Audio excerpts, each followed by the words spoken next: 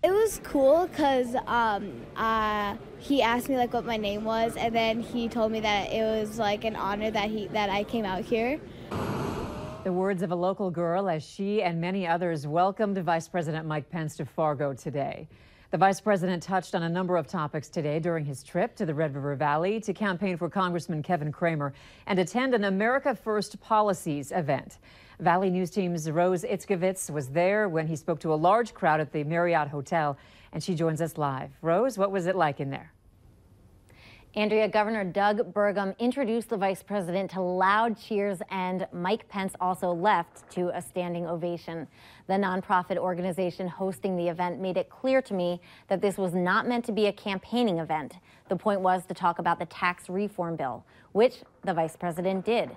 But it seemed to have tones of campaigning, too. Take a look. The truth is, Heidi Heitkamp hasn't been put in North Dakota first. And I don't know about the rest of you, but I think the people of North Dakota deserve better.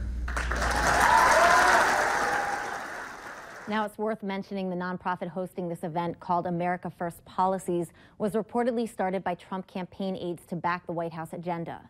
The vice president spoke about successes from this past year's administration, including current actions for a border wall that President Trump has been promising, and he spoke on recent successes with the tax reform bill. Andrea?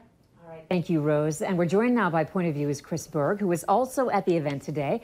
Chris, what was your takeaway from the vice president's visit? Well, it's always great to have a vice president in your state. I think what's interesting, it was actually 5 months ago to the day. Vice President Pence was also at the Minot Air Force Base, but it was clear he's there to say, look, we are doing what we promised you on the campaign trail. We're going to put money on the table for you. We're going to put money back in your pocket.